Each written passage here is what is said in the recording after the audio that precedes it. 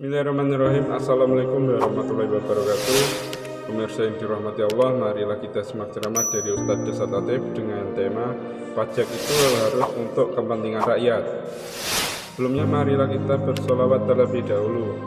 Allahumma sholli ala Sayyidina Muhammad wa ala ali Sayyidina Muhammad.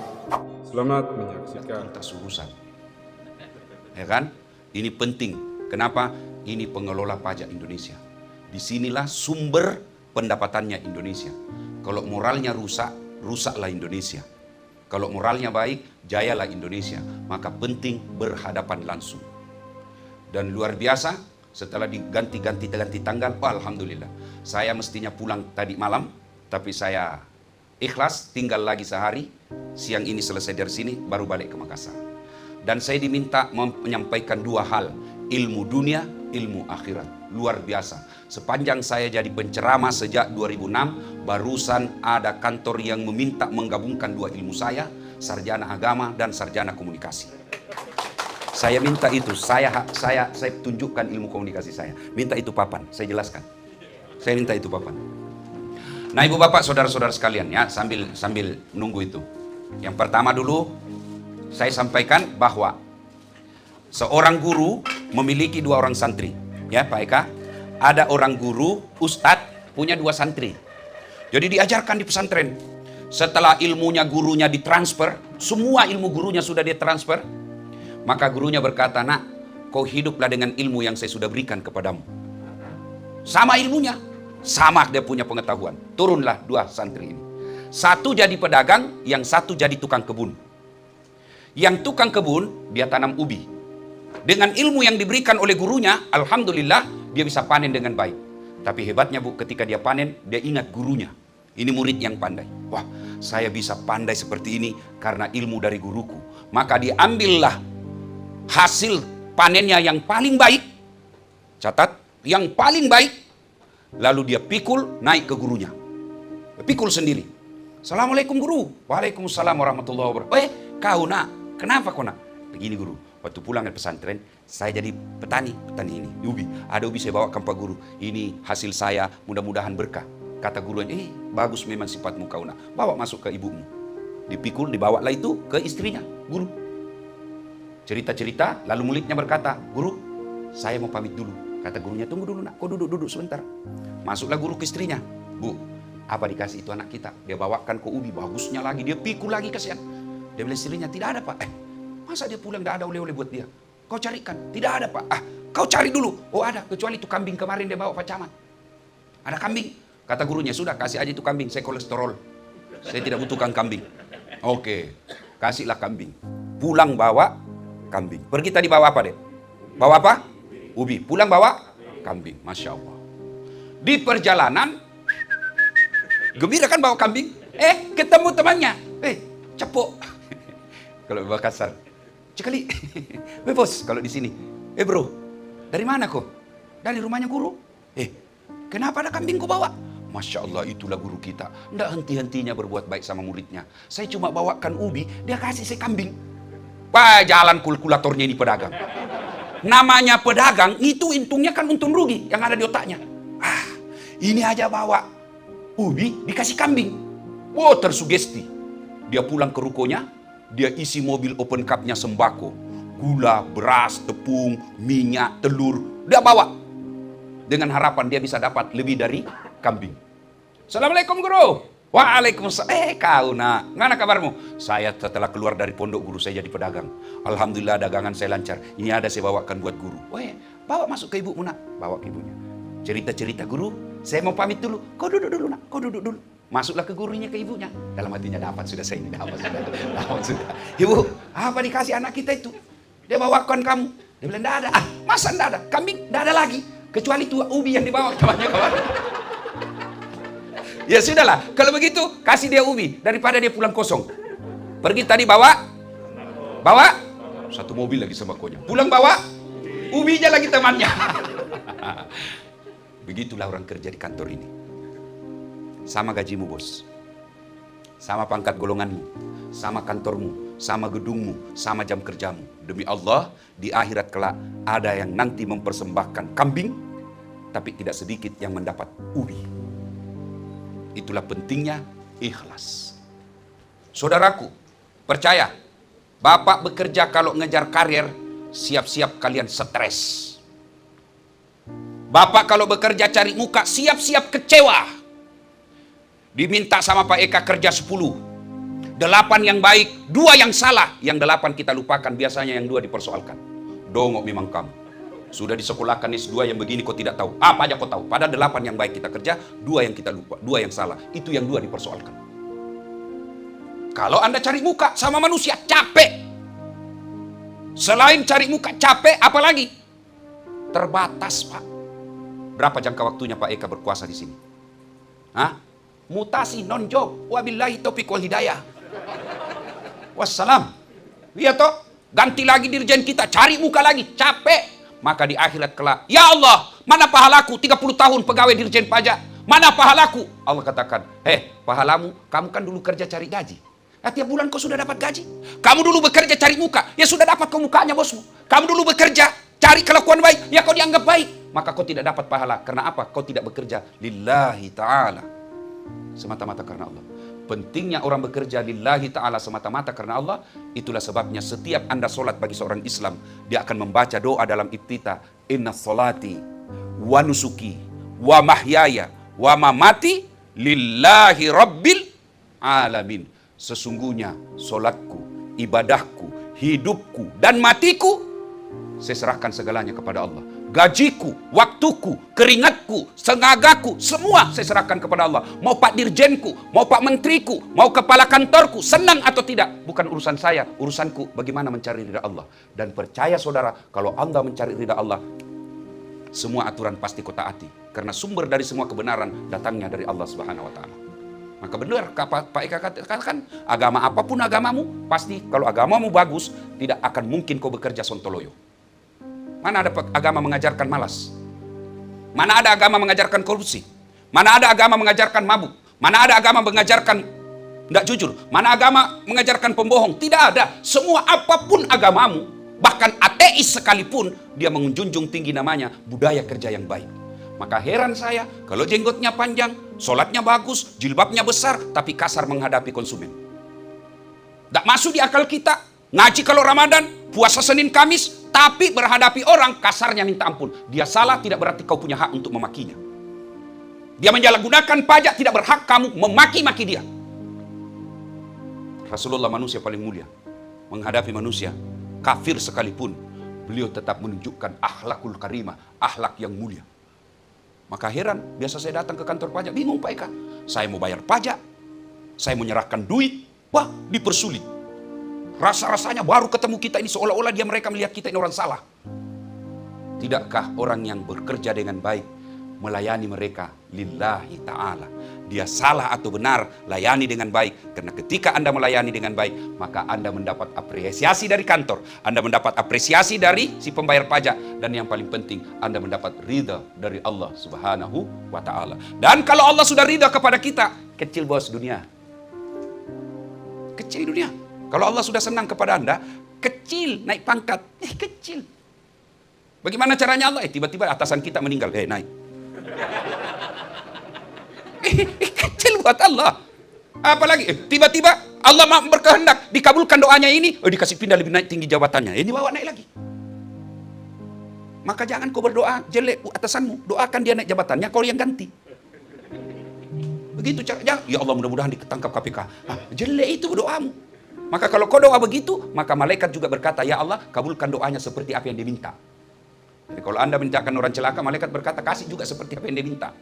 Kalau Anda doakan, ya Allah, mudah-mudahan Pak Eka segera menjadi dirjen. Orang katakan juga, angkat juga seperti apa yang dia minta. Berikan. Nah, saudara, Bapak, Ibu, saudara sekalian, yang pertama, pelihara keikhlasan. Orang kalau ikhlas bekerja, Pak, tenang perasaannya. Kenapa?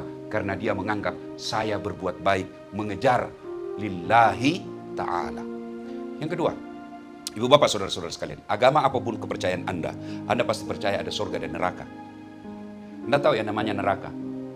Ya, neraka itu ketakutannya karena api. Api itu menurut keyakinan kita ada 4 jenisnya. Pertama, warnanya merah.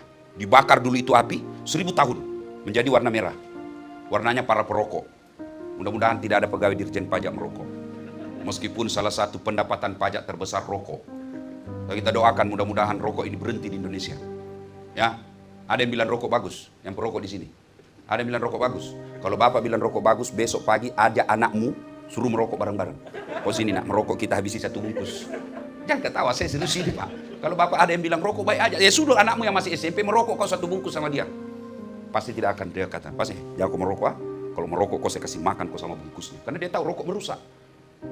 Nah, itulah warna merah. Dibakar 1000 tahun, yang rokok itu warna merah, akhirnya mengubah warna menjadi biru. Kompor gas. Coba lihat kompornya ibu-ibu, kalau masak kan biru tuh. Dibakar lagi 1000 tahun, menjadi warna putih. Kata Nabi. Itu yang banyak biasa di pabrik baja. Memutuskan itu biasa kan ada kita lihat, bagaimana dia las kok bisa putus, padahal tidak ada kelihatan. Itu karena apinya sudah menjadi putih. Bakar lagi 1000 tahun, ini yang tidak ada di dunia. Warnanya menjadi hitam. Itulah apinya neraka. Dan kata Nabi, seringan-ringan api neraka, diletakkan kerikilnya di kakinya saking panasnya mendidih sampai ke otaknya. Itu yang paling ringan. Diletakkan kerikilnya neraka di kakinya, saking panasnya mendidih sampai ke otaknya. Itu yang paling ringan. Tapi dia bilang anak muda, pandai juga itu Ustaz cerita neraka. Kayak dia dari neraka saja. Bos, oke. Lebih baik kita percaya neraka daripada tidak. Kalau bapak tidak percaya neraka lalu berbuat semau-maunya, tiba-tiba besok ada neraka, hancurlah kau. Tapi kalau bapak percaya ada neraka, ternyata besok tidak ada neraka, aman. Maka saudaraku, bekerja jangan takut sama KPK. Jangan takut sama Pak Dirjen. Takutlah azab Allah. Azab Allah itu ada 2. Azabnya di dunia, azabnya di akhirat. Kalau azab dunia, jabatan bagus. Banyak duit, tapi kita peroleh secara haram, maka duitnya banyak, hidupnya dicabut berkahnya. Apa yang disabut berkahnya? Rumah tangganya tidak bisa bahagia. Kamarnya mewah, kasurnya empuk, ber-AC luar biasa, spring bed baik, tapi apa? Tidak bisa tidur. Nanti dia bisa tidur ketika dia makan obat tidur. Ya sudah Allah cabut berkahnya. Apalagi sudah tidak ada berkah dalam rumah tangga. Rumah bahagia, rumah besar, tapi tidak bisa tahan di rumahnya. Bawaannya mau keluar terus. Itu salah satu indikator rumah Anda tidak berkah. Apalagi ciri-ciri orang yang penghasilannya tidak berkah. Kebahagiaan jauh dari komponen-komponen rumah tangga. Istrinya selingkuh, suaminya membalas. 3 anaknya, 1 pengedar, 1 pengisap, 1 kawin lari di bawah bandar. Lihat aja deh pejabat-pejabat yang korup. Lihat anaknya Pak, lihat. Allah pentunjukkan kamu, lihat itu anaknya. Kurang ajar ngomongnya. Di kantor bapaknya dihormati. Tidak ada yang berani tatap mata bapaknya. Naik mobil dibukakan, handphonenya aja dibawakan. Semua orang hormat sama dia. Begitu sampai di rumahnya, dimaki-maki sama anaknya masih SMP. Ya sudah Allah cabut berkah penghasilanmu. Apalagi anak gadisnya SMA. Jam 2 dini hari baru pulang. Lompat pagar. Coba, itu sudah indikasi hartamu tidak berkah. Banyak duitnya tapi tidak pernah kita dengar ada namanya disebut ketika pembangunan masjid. Banyak duitnya tapi tidak pernah ke Baitullah umroh. Banyak duitnya tapi hanya bantu orang-orang untuk buat maksiat. Itu penghasilan tidak berkah. Dan percaya saudaraku, duit yang kita dapat secara tidak berkah pasti akhirnya tidak berkah. Tapi kalau duit kita dapat dengan gaji, bekerja dengan baik, segalanya halal, segalanya kita peroleh secara bersih, betul kita lihat tidak banyak, tapi dia menimbulkan kebahagiaan. Setiap ada pembangunan masjid, pasti ada namanya disebut nyumbang semen. Setiap ada bantuan-bantuan sosial, ada namanya di situ disebut. Setiap saat dia bisa umroh, bahkan ibunya dia bisa umrohkan, padahal dia sendiri belum punya rumah. Itulah orang yang ciri-ciri berkah penghasilannya. Duitnya memang banyak Pak Eka, tapi tidak ada yang bisa dimakan. Berhadapan meja makan apa dipikir? Asam urat, kolesterol, ginjal. Dilarang makan daging, bukan lagi. Dilarang makan gula, dilarang makan garam. Apa bisa dimakan? Ubi rebus warna ungu. Duitnya 7 miliar. Itu ciri-ciri duit tidak berkah. Apalagi tidak ada keberkahan. Apa? Tidak ada ketentraman jiwa. Sudah berumah mewah, ada mobil patroli lewat, dipikir, wah mungkin saya sudah mau ditangkapin, saya sudah mau ditangkap. Padahal ambulans saya lewat. Percaya saudara. Dan dunia ini, kalau sudah rezekimu, biar siapa yang menghalangi, pasti dapat. Sebaliknya, kalau bukan rezekimu, Tidak akan kau dapat meskipun berusaha kaki, kepala, kepala jadi kaki, kaki jadi kepala. Tidak mungkin. Dan ingat, rezeki itu bukanlah yang banyak. Rezeki itu menurut agama kita, rezeki adalah pemberian Allah yang bisa kau nikmati. Itu rezeki. Dia dapat duit 1 miliar. Itu rezekinya, belum tentu. Kenapa? Dia sembunyi, bukan atas nama dia. Pakai atas nama orang lain. Begitu dia pakai, orang yang dipercaya bawa lari duitnya. Bukan rezekimu bos, tapi dosanya kau dapat. Itu rezeki, harta, pemberian, penerimaan yang kita pakai. Gaji kita 10 juta, alhamdulillah. 10 juta itu manfaat, itu rezeki. Ada pemberian 10 juta, tapi tidak manfaat. Kenapa? Tidak ada bisa dimakan dari 10 juta itu. Itu bukan rezekimu. Itu rezeki, pemberian, nikmat dari Allah di mana kita bisa gunakan. Itulah rezeki. Bapak dapat sogok mobil, dikasih mobil, tapi bukan atas namanya Bapak. Dan Bapak tidak pernah pakai. Itu hanya hayalan Bapak punya, tidak punya nama, namanya bukan atas nama Bapak, pakainya juga sembunyi-sembunyi, dan orang lain yang menikmati. Itu bukan rezekinya Bapak. Tapi dosanya Bapak yang dapat. Saudaraku, jangan pernah cemas soal rezeki. Jangan Anda menyalahgunakan jabatan. Jangan Anda sampai menyalahgunakan tanggung jawab, kewenangan, karena rezeki. Rezeki itu urusan Allah. Ingat, ini kopi Pak, ini catat ini baik-baik. Pekerjaan boleh kau copy, tapi rezeki tidak mungkin kau paste. Pasti itu. Pekerjaan bisa jadi pekerjaan sama, tapi rezekimu pasti berbeda-beda.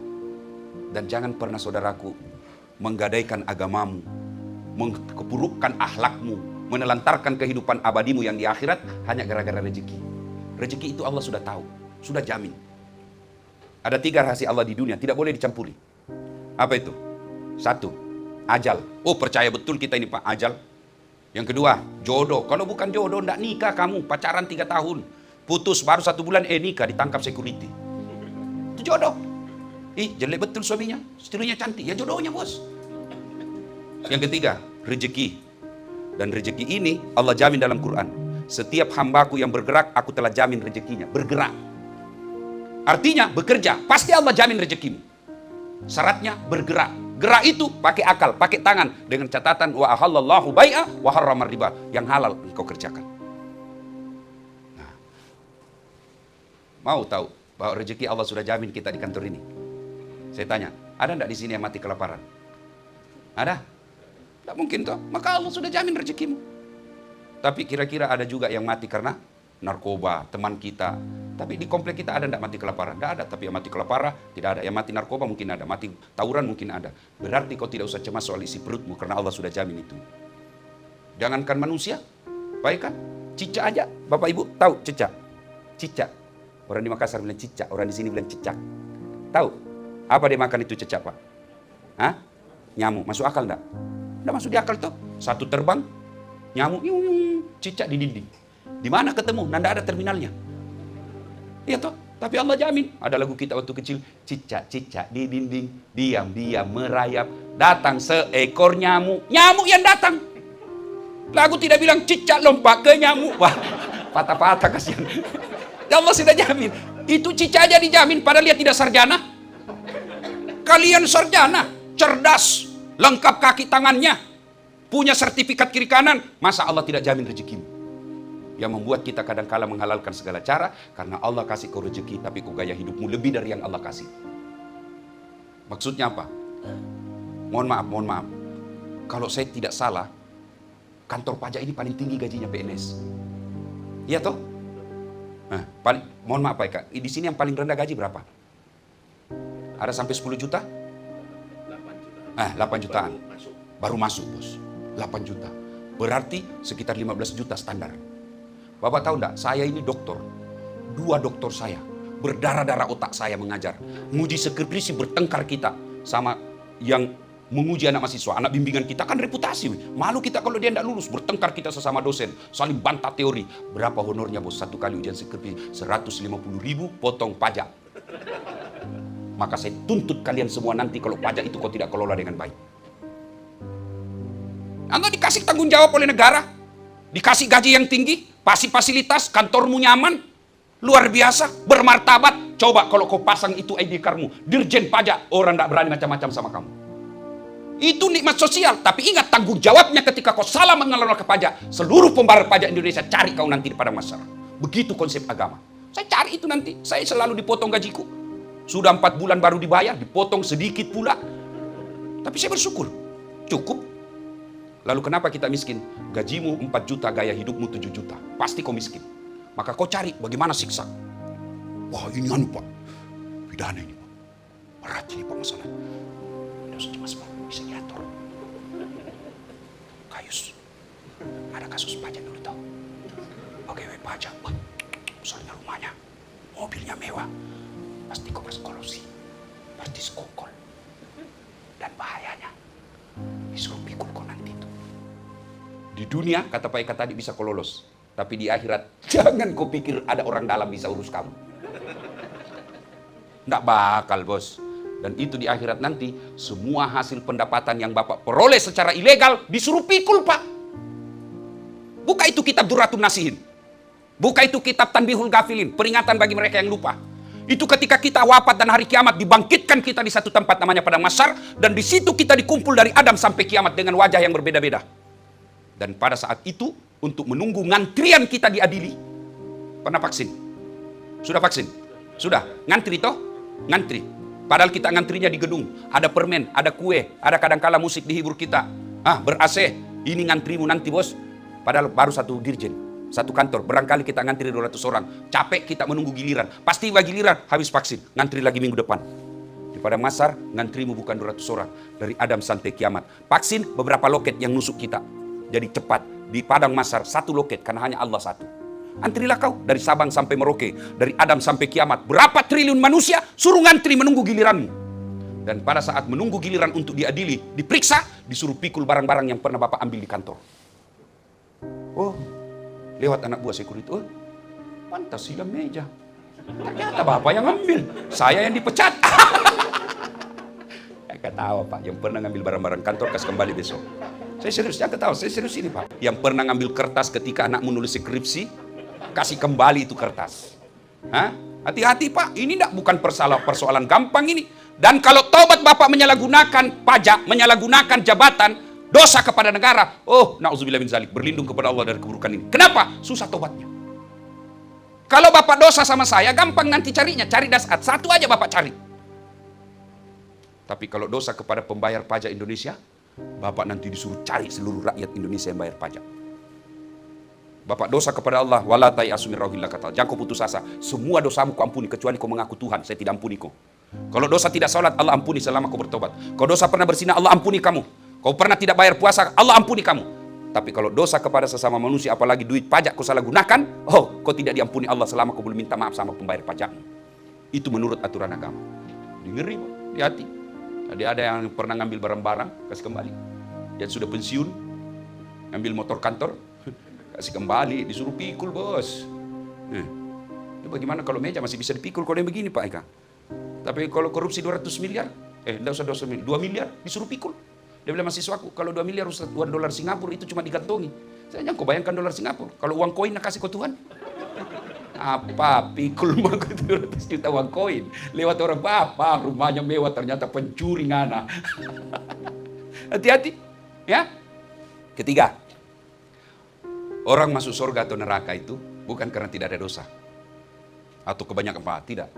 Kalau orang masuk surga karena tidak punya dosa Pak, maka tidak ada isinya surga. Karena semua kita pasti punya dosa. Lalu kenapa kita masuk surga? Ketika ditimbang pahala kita, ya. Nah, misalnya ini ditimbang, ini kebaikannya, ini keburukannya. Ternyata timbang punya timbang, ternyata lebih berat kebaikannya daripada keburukannya, meskipun selisihnya 1,5%. Nah, maka di dunia ini kerjaan kita memperbanyak amal, tabungan. Bagaimana memperbanyak amal? Bukan sekedar puasa. Kalau puasa Ramadan saja kebaikanmu, berapa tahun kau puasa? Sholat 5 kali saja sehari semalam. Haji, belum tentu kau bisa haji 3 kali. Lalu apa itu amal? Segala kegiatan yang kau lakukan lillahi ta'ala amal. Kerja di sini. Kalau lillahi ta'ala amal. Anda keluar rumah kalau orang muslim. Dia wuduk dulu. Dia sudah sholat duha. Lalu dia baca doa sebelum keluar rumah. Inna sholati wa nusuki wa mahyaya wa mamati lillahi rabbil alamin. Bismillahi tawakkaltu ala la haula wa la quwata illa billah. Melangkah kaki kanan. Kata Nabi, semua langkah-langkahmu jihad fisabilillah. Bukan pergi bom gereja jihad. Itu jahat. Bukan kau bom orang, jihad itu jahat. Cari nafkah bagi seorang suami adalah jihad fisabilillah. Yang pahalanya sama ketika kau membela agama Allah zaman Rasulullah. Baca aja itu doa. Kaki kanan 1 pahala, kaki kiri gugur dosa kecil. Jadi kalau kau sampai di sini mutar-mutar, lantai 1, lantai 2 turun. Berapa pahala kau dapat? Apalagi kalau kau jalan santai. Masya Allah, perbanyak pahala. Anda baca doa itu, menulis laporan, pahala. Melayani orang, pahala. Insya Allah. Maka kali ini bekerjalah dengan niat lillahi ta'ala. Prestasi di dunia kau dapat, prestasi di akhirat kau akan peroleh. Yang kedua, karena waktu terbatas. Sekarang kita bicara komunikasi. Ada yang tahu apa itu komunikasi? Nah, kalian selalu mengatakan komunikasi, komunikasi. Apa itu komunikasi? Saya kasih kau hadiah kalau ada yang tahu. Apa? Ini persoalan buat kalian. Bagaimana mau berkomunikasi yang efektif kalau kau tidak tahu apa itu komunikasi? Satu. Betul. Banyak teori Pak, definisi komunikasi. Saya satu pakai yang paling populer di kalangan dunia anak-anak komunikasi. Teorinya Laswell. Beliau katakan, ringkasnya, komunikasi itu siapa? Saya jelek tulisan saya Pak, makanya saya suka pakai WhatsApp saja. Siapa? Mengatakan apa?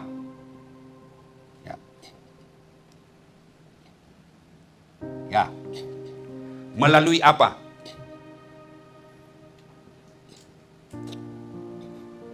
Kepada siapa?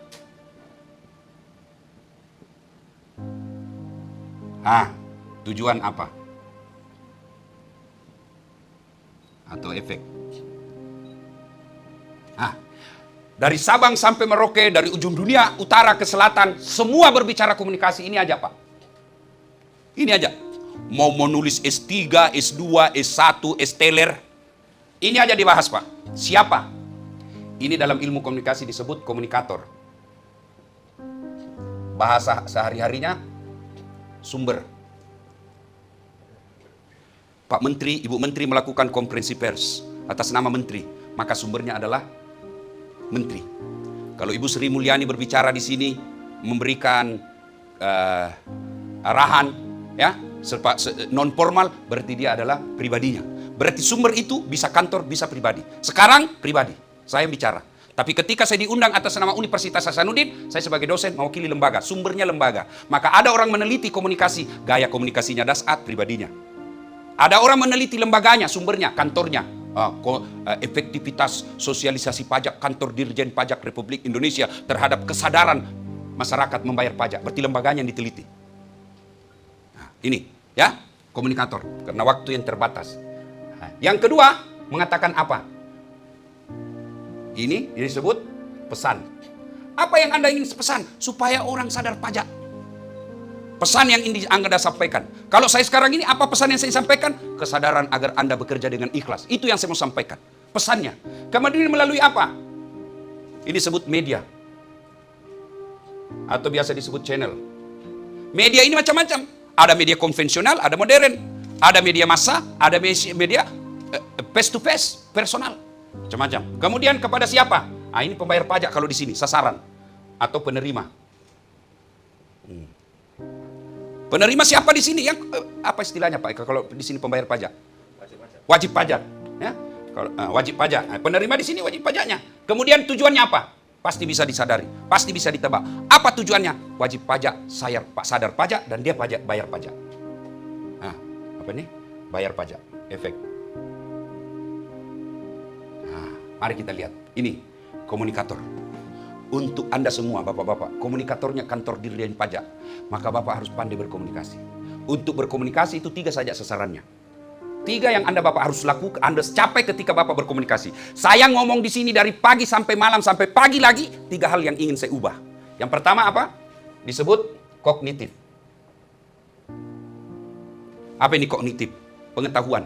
Dari tidak tahu menjadi tahu. Tadi saya tanya Pak Eka, Pak, kalau saya dapat hadiah sepeda, Brompton misalnya, harganya lebih 100 juta, apakah saya wajib bayar pajak? Itu saya tidak tahu. Dan hampir semua masyarakat Indonesia seperti saya. Tidak tahu bahwa pemberian itu, hadiah itu wajib pajak. Wajib bayar pajaknya. Maka beliau sampaikan, segala penghasilan yang mendapat tambahan pendapatan, itu wajib kena pajak. Saya dikasih. Saya hanya dikasih. Kalau saya mau beli, ngapain saya mau beli mahal-mahal seperti itu? Ya, tapi namanya juga mendapat tambahan. Maka Ustadz nanti ketika tahunan lapor di situ sebagai laporan tahunan sebagai apa itu? Bahan kekayaan. Apa itu?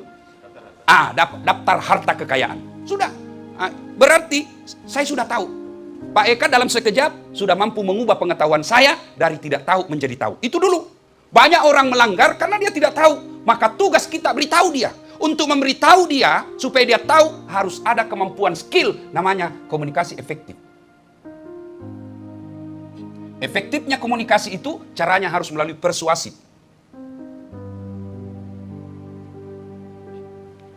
Lawan dari persuasif apa?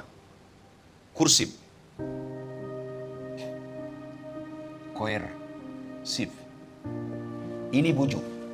Bujuknya komunikasi, maka Dirjen Pajak mengeluarkan kebijakan apa itu dulu? Tax amnesty. Nah, saya ikut waktu itu. Tax amnesty. Nah, itu bagian daripada bujuk. Daripada kau bayar 10 juta, oke kita bujuk kau bayar 3 juta saja. Bukan petugas pajak datang kerja berkolusi. Saat kantor mini 10 juta. Tapi saya bisa bantu. Daripada kau bayar 10 juta, lebih baik kau bayar sama saya. 5 juta saja. 1 juta untuk saya. 4 juta masuk negara. Ini haram, bos. Tapi kalau negara melakukan resmi, itu yang disebut persuasif. Didatangi di rumahnya, itu persuasif. Dan untuk komunikasi persuasif, syaratnya Anda harus punya data dan fakta. Tidak boleh menghayal. Ini faktanya Pak, pajak ini yang Bapak bayar, ini gunanya bangun jembatan. Memang ada penyalahgunaan, tapi kan itu juga semua diproses. Ini Pak, kalau Bapak bayar ini pajak yang akan Bapak bayar ini ada di Desa Marone, mau dibangun jembatan, kasihan anak-anak di sana, mereka berenang pergi sekolah, maka Bapak kalau bayar pajak ini tujuannya membangun jembatan. Maka menurut agama, sedengar saya Pak ya, kalau Bapak bangun jembatan ini, selain Bapak dapat jembatannya di dunia, di akhirat juga Bapak nanti dapat pahala jariah. Oh dia senang, oh ya. Saya dapat pahala ini kalau menurut agama saya. Karena pembangunan yang bermanfaat itu bagian daripada amal jariah. Masuk komunikasi persuasif. Ada juga cara kedua. Apa? Kursif. Paksa kok bayar kau pajak. Kalau kau tidak bayar pajak, saya lapor kau di polisi. Ancamannya itu 3 tahun ini. Bayar kau? Saya kasih waktu 1 minggu. Kalau kau tidak, lapor ke polisi. Oh dia langsung bayar Pak. Tapi apa? Dia berusaha untuk mencari pembenaran. Karena dia tidak ikhlas. Tapi kalau dia ikhlas, maka dia akan melakukan tiap tahun sebaik. Karena dia sudah yakin manfaat dari pajak. Nah ini, persuasif, efektif, komunikasi efektif. Ini diajarkan Pak. Kalau di komunikasi kami ini satu mata kuliah ini, komunikasi efektif. 1 semester diajarkan, 6 bulan. Nah ini saya ajarkan 2 menit cukup. Ya, nah, pesan. Bapak ketika menyampaikan pesan harus menarik. Disinilah ada pesan-pesan itu ada kemasannya, ya. Misalnya kalau Dirjen Pajak ada madu, ya kan? Kalau saya tidak salah itu saya pernah dikasih trofi dari lebah, ya kan? Warna kuning. Saya tidak tahu kenapa madu, ya. Pak Eka tahu cara membuktikan madu asli dengan palsu? Bawa ke rumah. Kalau mengamuk istri di rumah pasti madu palsu asli itu Pak. Ya, karena waktu yang terbatas. Pesan itu Pak harus dikemas. Ya, maka misalnya kata pajak, alergi orang dengar, kita ganti dengan kata infak. Ya kan? Dengan dikemaslah dengan sekian rupa supaya enak didengar. Pemilihan warnanya, ya, pemilihan karakter hurufnya. Itu ketika kita bikin itu. Maka ketika ada logo mau dibuat, biasanya ada sayembara. Untuk apa? Untuk memilih mana yang terbaik. Ya. Yang kemudian melalui apa? Ini media. Sekarang paling efektif medsos. Itu kalau melalui media, teknologi media. Tapi ada yang media lain yang namanya kemampuan skill kita miliki. Satu diantaranya public speaking atau retorika. Kalau Bapak pergi asosiasi pajak, saudara-saudara sekalian pajak ini kita gunakan untuk bayangan jembatan. Orang tidur di belakang Pak. Oh dia main WhatsApp, tidak sampai pesan. Maka harus kirim orang yang pandai berbicara di depan umum. Ilmunya itu public speaking. Retorika. Lain lagi mata kuliah itu di kampus 2 tahun diajarkan public speaking. Kalau anak komunikasi, bagaimana berbicara orang tanpa sadar kita sudah bicara 2 jam dia merasa masih senang. Saya ini Pak Eka bukan alumni pondok, tidak pernah saya sekolah pesantren. Satunya pesantren pernah saya lewati, pesantren kilat. Waktu saya kuliah. Tapi alhamdulillah channel YouTube saya sekarang untuk konten dakwah di Indonesia paling tinggi penontonnya, sudah 192 juta lebih. Itu kenapa? Karena saya punya ilmunya menyampaikan pesan-pesan agama. Ya. Kemudian kepada siapa? Inilah penerima pajak. Penerima pajak kita kategorisasi lagi, Pak. Ada yang tingkat pendidikannya baik, sekali disampaikan dia sudah paham. Ada yang sudah disampaikan 2 hari 2 malam. Ini beleng-beleng. Ya, tujuannya paling efektif adalah bayar pajak. Ibu bapak saudara-saudara sekalian, untuk lebih jelasnya silahkan bapak baca ilmu komunikasi. Dan hanya orang malas, Pak, yang tidak mengetahui sekarang. Kenapa? Tanya di Om Google, semua ada. Ya, cuma beda kalau saya menyampaikan secara langsung. Nah, ibu bapak saudara-saudara sekalian, pada akhirnya mari cintai negeri kita. Saya sepintas tadi ada lagunya Ibu Sri Mulyani, tidak ada alasan tidak mencintai negeri kita. Oke, kau bicara agama. Saya tanya, mana ada negara yang paling nikmat beragamanya seperti di Indonesia? Cari. Ayo, dari mana indikatornya, Ustaz? 1, bangun masjid. Cari negara yang sebebas-bebas membangun masjid seperti di Indonesia. Malaysia, biar ada duit mau bangun masjid, tidak mungkin. Kerajaan yang harus bangun masjid. Coba. Saudi Arabia, lebih-lebih lagi. Di Indonesia, alhamdulillah. Kamu punya duit, punya lahan, bangun masjid. Meskipun tidak ada sertifikatmu. Bikin pengajian. Bapak mau ceramah di Malaysia, mau khotbah Jumat, tidak mungkin kau dikasih kalau tidak ada sertifikatmu. Ada kawan saya dicari sertifikat dakwanya hanya karena dia khotbah pakai lengan pendek. Di Indonesia, baju oblong aja dia bisa khotbah. Coba.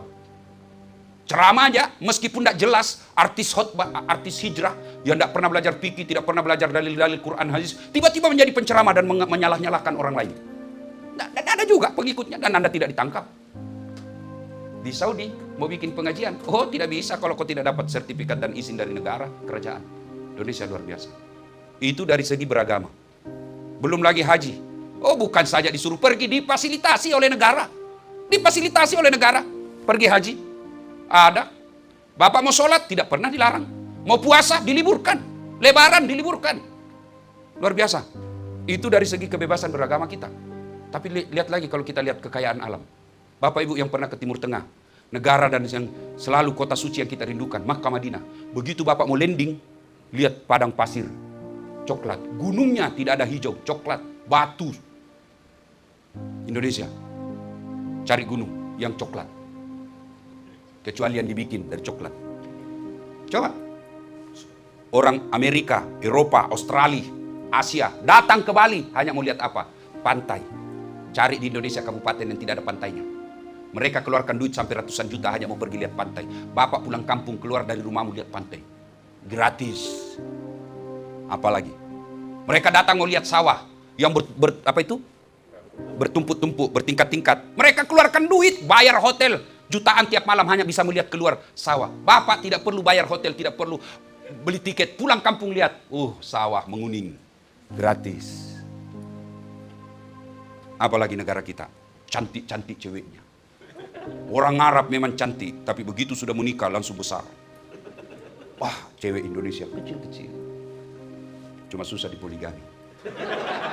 Orang Arab budaya poligami sudah oke dia, tidak ada masalah. Alhamdulillah. Alhamdulillah. Inilah negara kita. Luar biasa. Meskipun pemerintah belumlah melayani rakyatnya seperti yang kita harapkan. Tapi tidak boleh menjadi alasan kita memaki dan menjelek-jelekkan negara kita. Caranya, perbaiki negara ini dengan cara apa? Ibda binasih. Mulai dari diri kita masing-masing. Jadilah kau pegawai yang jujur. Jadilah kau pegawai yang melayani masyarakat dengan baik. Setidaknya itulah bentuk kecintaanmu kepada negara yang telah melahirkan kamu di negeri ini, yang telah membiayai hidupmu menjadi pegawai negeri, dan pekerjaanmu sangat spesial dan luar biasa. Maka merugi kalian pekerja dan pegawai di Ditjen Pajak kalau tidak menjadikan kantor dan pekerjaan itu memudahkan kalian masuk surga. Alhamdulillah. Allah kasih nikmat mendekatkan diri kepada Allah dengan cara dakwah dari mimbar ke mimbar. Bapak, Ibu, adik-adikku sekalian, diberikan peluang oleh Allah untuk mendekatkan diri kepada Allah dengan bekerja secara profesional di tempat ini dengan membiasakan, menjadikan anti korupsi sebagai budaya dalam bekerja setiap waktu dan setiap saat. Demikian, mudah-mudahan ada manfaat, lebih dan kurangnya mohon dimaafkan.